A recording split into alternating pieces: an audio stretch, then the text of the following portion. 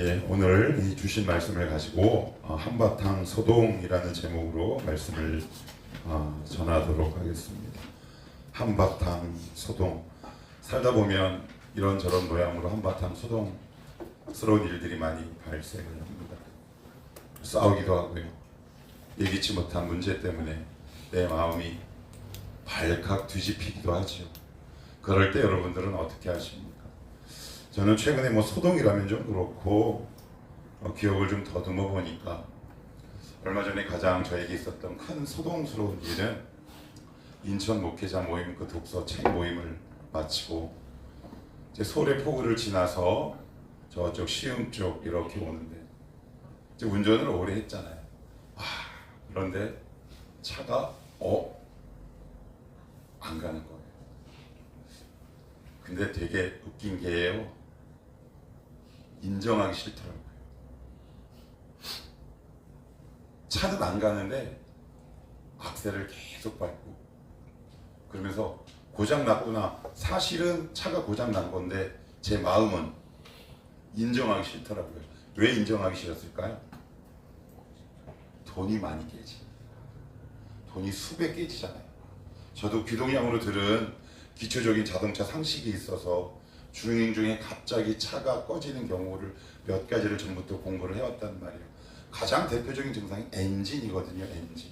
근데 자동차의 가장 중요한 두 가지 부품 가운데 엔진과 미션이 있거든요. 그게 가장 중요하고 가장 비싸단 말이에요. 그래서 계속 엑셀을 밟았는데 이게 털컥 하더니 드디어 딱 멈춰. 그리고 시동이 탁 꺼지더니 핸들이 꼼짝도 안 하더라고요.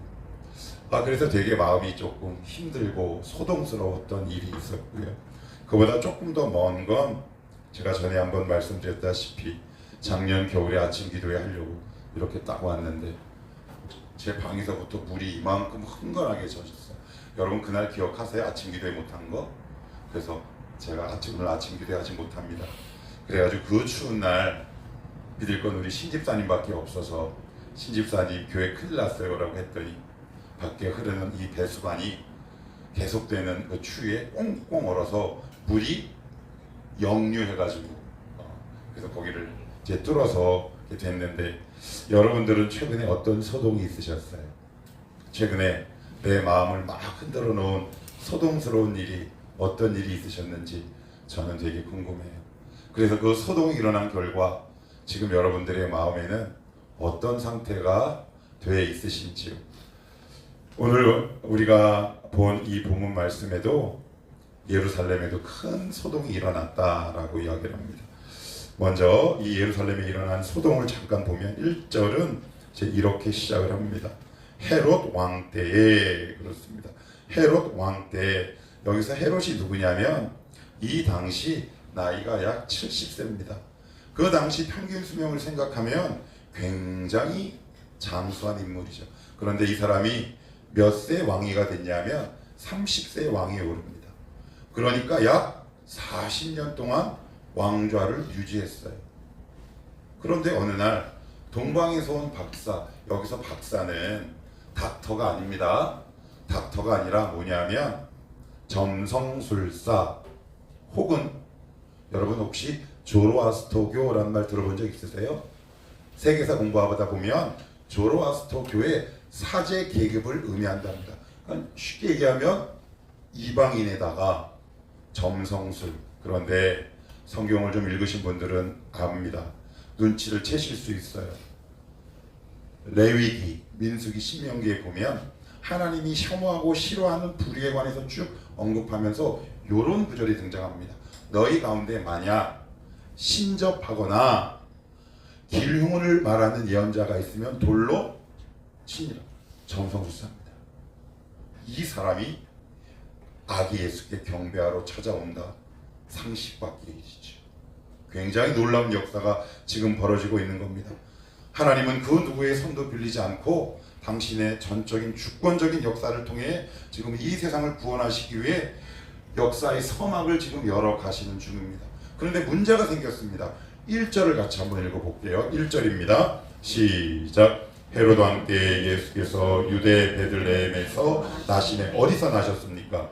유대 베들레헴, 동방으로부터 박사들이 예루살렘에, 주님은 베들레헴에서 태어나셨는데 동방에서 온 박사들은 어디로 간다고요? 예루살렘으로 갑니다. 굉장히 이상하죠. 베들레헴은 어디냐면 서울 광화문을 기준으로 할게요.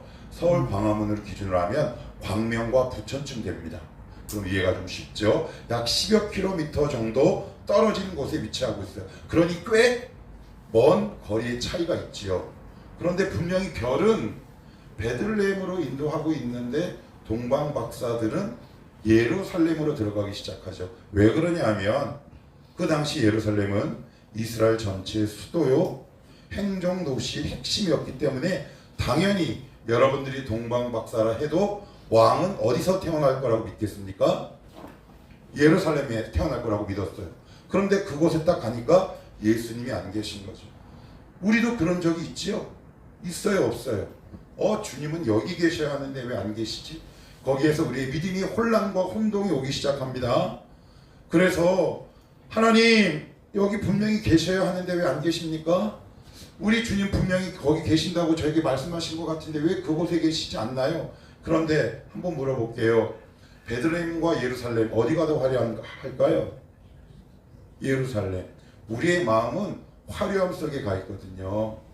근데 주님은 내가 생각하는 부유하고 화려함 속에 계시지 않고요. 내가 전혀 예상하지 못한 저 베들레헴 그 당시 제가 조사를 해보니까 인구가 약 300에서 많아야 500명이랍니다.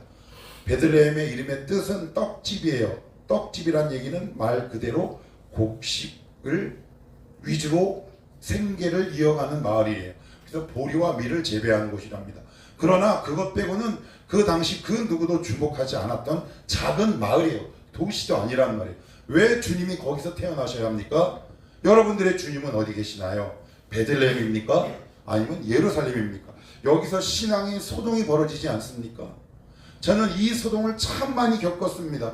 우리의 신앙의 흔들림, 하나님을 향한 불신, 원망, 낙심이 어디서부터 출발하냐면 내가 기대하는 예루살렘이 있어요, 없어요?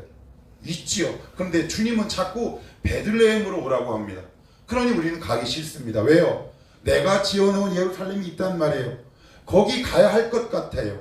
그러나 하나님의 말씀, 하나님의 별, 하나님의 음성, 하나님의 사인은 자꾸 우리에게 어디로 오라고 말씀하시냐면 진성아 너 지금 베들레헴으로 와야 돼 라고 해요. 그랬더니 2절에 이렇게 적고 있습니다. 여러분들이 한번 큰 목소리로 한번 읽어보십시오. 2절입니다. 시작. 유대인의 왕으로 오신 이가 어디 계시냐? 우리가 동방에서 그의 별을 보고 그에게 경배하러 왔노라 하니. 예, 여기 보시면 유대인의 왕이죠. 여기서 말하는 유대인의 왕은 그 당시 이스라엘은 어디의 지배를 받고 있었냐면 우리가 잘 알고 있는 대로 로마의 지배를 받고 있었어요. 그래서 로마가 그 이스라엘을 4개의 지역으로 나눠서 속왕이라고 해요. 이걸 속왕. 쉽게 얘기하면 대리 통치. 그들에게 주는 임명장에 뭐라고 써있냐면 이렇게 써있어요. 유대인의 왕이 공식 호칭이에요, 명칭이에요. 그러니까 동방 박사들이 야 여기 왕 어딨냐? 그에게 경배하러 왔다라고 얘기를 딱 들으니까 자기가 아는 건 분명하거든. 그러니 어떻게 생각하냐면 3절도 같이 볼게요. 3절 시작. 헤롯 왕과 온 예루살렘이 듣고 어떻게 해요? 소동했다 그래요. 소동했다. 깜짝 놀래죠. 그죠? 나는 분명히 내가 왕인데 또 다른 왕을 찾는다면 여러분이 만약에 헤롯이라면 기분이 어떨 것 같으세요? 굉장히 언짢죠. 그런데 여기서 소동이란 단어는 제가 한번 찾아보니까 이런 뜻, 중요한 3가지 뜻을 담고 있어요. 첫째, 흔들리다. 둘째, 동요하다. 셋째가 중요해요. 불안하고 두렵다. 그 얘기를 딱 들었는데 불안하고 두려운 겁니다. 근데 여러분 이상하지 않습니까? 뭔가 좀 이상하지 않습니까? 누구 소식을 들은 겁니까? 예수님의 소식을 들었는데 왜 불안합니까? 예수님의 소식을 들었는데 여러분들 평안이 있으십니까? 최근에 하나님의 음성이 여러분들에게 평안으로 다가오십니까? 아니면 불안으로 다가오십니까? 그렇다면 하나님의 음성을 듣는데 왜 나는 불안할까요? 왜 나는 두려울까요? 왜 나는 흔들릴까요? 고민되지 않습니까? 저도 하나님, 근데 하나님이 꼭 음성을 들려주실 때가 있어요. 그런데 좀 더 정직히 얘기하면 평안할 때도 물론 있지만 퍼센테이지로 나눌 수는 없지만 꽤 많은 부분 분명히 주님의 음성이 임에도 불구하고 막 불안합니다. 왜 이렇게 두렵지? 여러분들 지금 하나님의 음성을 들었는데 불안하십니까? 오늘 여기 온 동방 박사는 사단의 음성인가요? 사단이 보낸 존재인가요? 하나님이 보냈죠. 결국 복음 이것을 전하러 온 겁니다. 그에게 경배하러 왔어요. 여러분 한번 우리의 지난 삶을 늘 돌아보십시오. 우리는 왜 이렇게 불안하고 두려웠는가? 난 하나님의 음성을 듣는데 왜 이렇게 불안할까? 그 이유를 2절은 이렇게 적고 있습니다. 다시 봅니다. 시작. 유대인의 왕. 예, 이게 답입니다. 우리가 나에게 스스로 왕이 되었기 때문에 그렇습니다. 물질에 있어서 내가 왕이고요. 인생에 있어서 내가 왕이고 자녀에 있어서 내가 왕을 끊임없이 고집하고 그것을 포기하지 않으면 하나님의 음성이 우리 가운데 굉장히 불안함으로 다가옵니다. 왜? 순종하기 싫거든요. 이 물질을 내가 어떻게 포기해야 하는데, 내 인생과 계획을 내가 왜 포기해야 하는데, 내 자녀를 내가 왜 내어줘야 하는데, 여러분 하나님의 말씀과 충돌이 일어나지 않겠습니까? 그럴 때 우리는 하나님을 이렇게 생각하죠. 아, 나에게 해를 가하고 나쁜 짓을 하는 놀라운 힘을 가진 절대자 정도로 생각합니다. 그런데 그 속내를 들여다봅시다. 헤롯은 왜 소동했다고요? 자신이 무엇을 지키기 위해? 왕위를 지키기 위해. 우리는 저마다 왕위가 있습니다. 하나님께 나의 소유를 주장하는 왕권이 있습니다. 어떤 사람은 체면이 굵어질 때 강력한 발끈함으로 다가가죠. 네가 어떻게 감히? 그 부분에 있어서 내가 왕입니다. 어떤 사람은 물질입니다. 그래서 사람마다 소동하는 범위가 다 제각각입니다. 어떤 사람은 외모가 왕입니다. 그래서 외모를 끊임없이 수축해 나갑니다. 거기에 중독되고 매여 있죠. 어떤 사람은 물질입니다. 어떤 사람은 애인입니다. 어떤 사람은 자녀이기도 하고 어떤 사람은 자존심이기도 합니다. 최근에 어떤 한바탕 소동이 벌어지셨습니까? 하나님의 뜻과 혹시 충돌하고 있으십니까? 헤롯은 왕을 포기하기 싫었습니다. 그래서 저 뒷부분으로 가시면 2장 15절 한번 읽어볼까요? 2장 15절입니다. 2장 15절 한번 읽어봅시다. 시작. 헤롯이 죽기까지 거기 있었으니. 예, 헤롯이 죽기까지 어디요? 거기가 어디냐면 애국. 헤롯은 어디 있었어요? 예루살렘. 그러면 예수님과 헤롯은 만난 적이 있다 없다? 없다. 왜? 왜요? 왕권을 지키고 싶었기 때문에. 여러분 예수를 믿어도 왕권을 포기하지 않으면 예수님을 깊이 만나지 못합니다. 하나님 오늘 본문 말씀을 통해 너 지금 최근 너의 삶 속에 한바탕 소동이 일어났냐? 그래서 하나님은 나의 왕권을 포기하기 위해 우리가 전혀 예상하지 못한 저 낭떠러지에 우리의 삶을 인도하기도 하십니다. 하나님 제가 여기서 어떻게 해야 합니까? 하나님 제가 여기서 어떻게 반응해야 하겠습니까? 누군가를 포기하게 하시고 누군가를 내려놓게 하시고 무언가를 버리게 하십니다. 그래서 이 동방 박사가 예수님을 찾아온 사건은 2000년 전 일어난 사건이기도 하지만 동시에 우리에게도 지금도 벌어지고 있는 사건이라는 사실입니다. 한바탕 소동이 일어나셨습니까? 거기서 지금 하나님과 어떤 관계를 지금 맺어가고 있으십니까? 목회를 하다 보면 저의 왕권을 내려야 할 것들이 참 많이 있더라고요. 창피한 이야기지만 어른들끼리 우리 첫 모임 이렇게 하잖아요. 근데 참 감사한 게 있었어요. 그건 뭐냐면 그 전에 있던 교회에서 집사님들이 그러더래. 저에 대해서 평가. 아우 이진성 목사님 엄청 교만하지. 근데 저는 그 말을 듣는데 기분이 안 나빴어요. 왜 안 나빴을까요? 사실이니까. 인정하니까. 그 목사한테 되게 치명적인 말이잖아요. 그런데 제가 그 말을 듣고 그 다음날 아침 하나님 좀 왔습니다. 저 자존심이라는 제 왕권을 내려놓습니다. 전혀 그 말이, 근데 더 놀랍고 우스운 건 그런 말을 유 집사님은 아무렇지도 않게 나에게 한다는 사실. 왜 그럴까요? 이렇게 얘기해도 이 목사님에겐 전혀 타격감이 없겠구나 라고 저를 믿어준 결과물 아니겠습니까? 저는 그것도 제 안에 또 다른 왕권이었어요. 네가 감히, 제 아내가 저에게 가장 듣기 싫은 말 뭔지 아십니까? 어떻게 감히, 교만한 말이죠. 그러니 하나님이 저를 왕권을 내려놓게 하십니다. 자존심, 명예, 물질, 사랑, 환경, 관계, 이 모든 것들을 하나님이 동방박사를 나에게 보내셨어요. 그래서 제 영혼 속에 한바탕 소동이 일어나게 하셨습니다. 여러분들은 어떠십니까? 최근에 한바탕 소동이 일어나셨습니까? 왜 일어났나요? 한번 살펴보시겠습니까? 오늘 네가 바로 왕이기 때문에 그렇다. 여러분이 하나님 앞에 왕됨을 주장하고 있는 것들은 무엇가 있습니까? 여러분들의 미래입니까? 자존심, 물질, 자녀입니까? 여러분 기억하셔야 합니다. 그것을 내려놓지 않으면 그 문제 때문에 계속 반복되는 소동이 일어난다는 사실. 이상하게 사단은 그 지점을 계속 소동을 일으킵니다.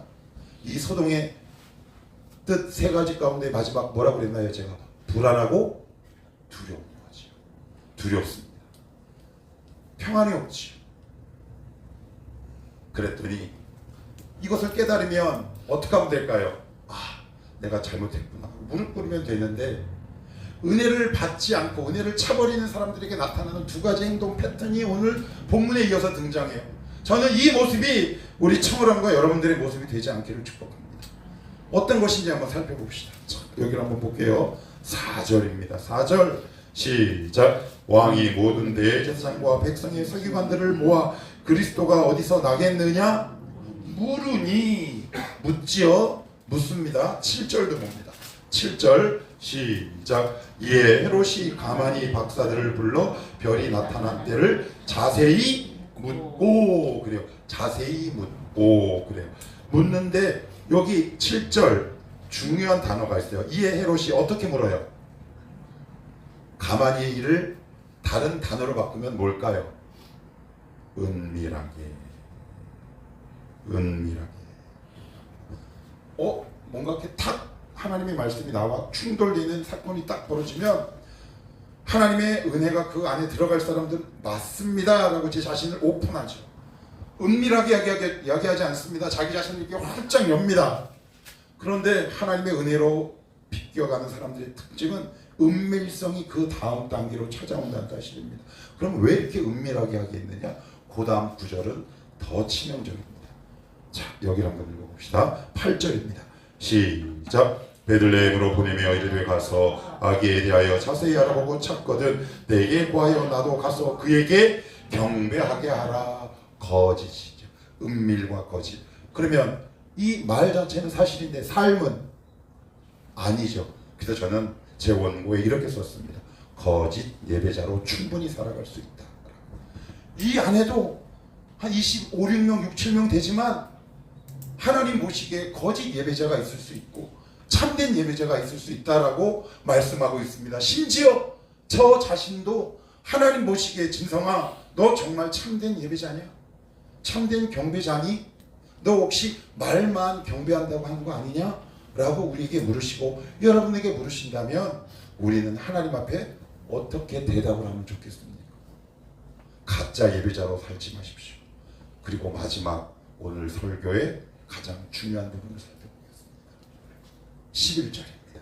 11절 같이 읽습니다. 시작. 집에 들어가 아기와 그의 어머니 마리아가 함께 있는 것을 보고 엎드려 아기께 경배하고 보배압을 열어 황금과 유향과 몰약을 예물로 드리니라. 여기 보시면 반복되는 단어가 하나가 딱 있네요. 그건 뭘 것 같아서 한번 찾아보시겠어요? 11절에 반복되는 단어. 아기. 아기. 아기 예수인가요? 아니면 아기인가요? 아기. 아기가 무슨 힘이 있습니까?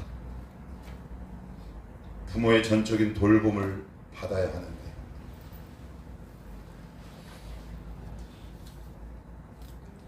제가 설교를 준비하다가 한 5년 전쯤에 제가 예수님의 탄생을 묵상하면서 SNS에 올린 글이 있습니다. 제가 전에 한번 읽어드렸는데 오늘은 좀 축약해서 읽어드리겠습니다.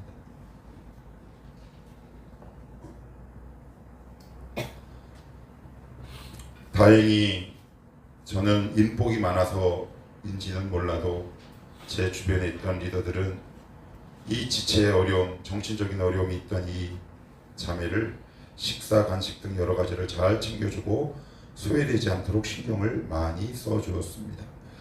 지금을 돌아보니 주님께서 공동체를 믿어서 보내주신 아기 예수와 같은 존재였다는 생각이 듭니다. 아기 예수가 태어납니다. 할 수 있는 일이라고는 울고 먹고 자고 싸는 등 이런 기본적인 생리 현상만 있을 뿐 요셉과 마리아에게 해줄 수 있는 일은 아무것도 없습니다. 생산적인 일은 두 번째고 끊임없이 소비하기만 하는 비경제적이고 수고롭고 번거로운 아기 예수를 주신 것이죠. 그런데 이런 아기 예수가 바로 복음, 기쁜 소식이고 표적이라고 말씀하십니다. 이런 아기 예수를 우리를 믿고 맡기셨습니다. 우리를 향한 기대감으로 예수를 맡아달라고 말씀하십니다. 아기 예수를 맡길 테니 소중히 키워보라고. 그것도 하나님의 아들을. 그만큼 우리를 향한 하나님의 신뢰와 기대가 큰 이유 때문일 겁니다. 대신에 아기 예수를 키우는 모든 비용은 하나님이 주신답니다. 방법도 함께 말입니다. 그러니 부담 갖지 말고 이 아기를 잘 키워보라고. 잘 할 수 있을 거라고. 그래서 우리가 당황합니다. 이런 놈을 믿다니 말입니다.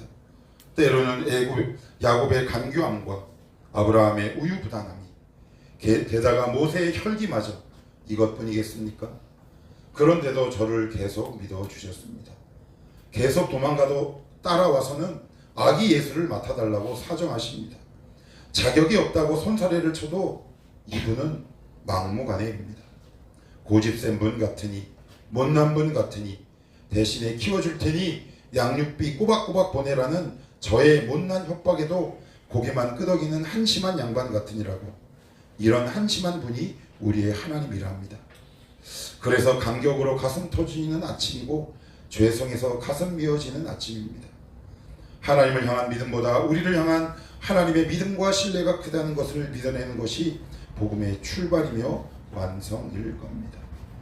그런데 동방 박사는 자신에게 해줄 것 아무것도 없는 아기 예수에게 황금, 유향, 모략, 여러분 향유, 도유 사건 잘 아시죠? 향유와 유향은 조금 다르긴 하지만 가치는 똑같습니다. 그 당시 가장 부자들이 선호하는 세 가지가 에르메스가 아니라 이 세 가지였다고 그래요.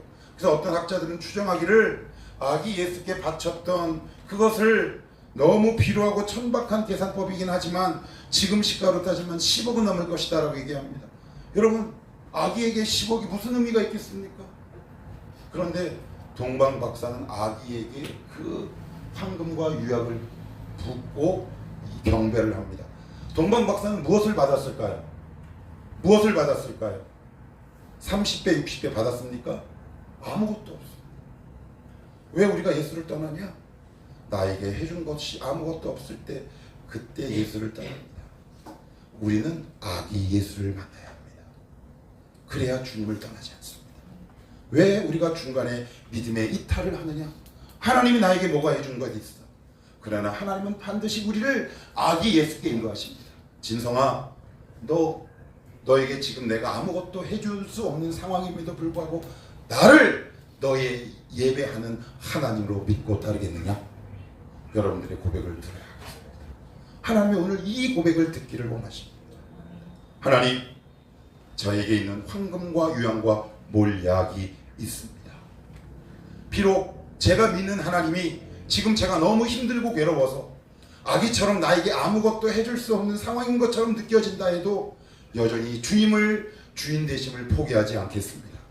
주님을 끝까지 신뢰하며 따라가겠습니다. 이런 자가 하나님의 복 아래에 있는 자들 아니겠습니까? 그래서 그 다음 구절은 이렇게 얘기합니다.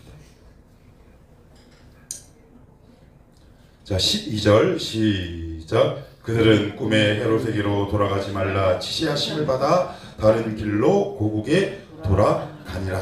자, 어디 여기 한번 더 보시고, 자 여기를 한번 보시면 10절입니다. 자 10절, 자 시작. 그들이 별을 보고 매우 크게 기뻐하고 기뻐하더라. 손해인데? 손해예요. 여러분 받쳐야 돼요. 그러면 짜증나고 원망하고 불평했더라. 우리 같으면 맞지요? 내가 이걸 왜 드려야 돼? 짜증나. 동방 박사는 이방인이지만 아기 예수가 누군지 정확하게 알았던 사람들입니다. 우리가 믿는 예수가 어떤 분인지 여러분 가운데 거룩한 지식이 충만해지기를 축복합니다. 그럴 때 예수를 떠나지 않을 수 있습니다. 때로는 예수가 아기처럼 우리에게 다가올 수 있습니다. 하나님, 왜 이렇게 우리 주님 능력이 없으십니까? 그러나 하나님은 이러한 자들을 오늘도 찾고 보고 계십니다. 오늘도 헤롯과 같이 늘 작은 일에 소동해서 주님을 떠나는 자들이 아니라 그 속에서 나의 왕된 주권을 포기하고 하나님 앞에 참된 예배자요 경배자로 세워질 줄 아는 우리 복된 정말한 모든 성도들이 되시기를 주님의 이름으로 축복합니다. 함께 기도합시다. 같이 한번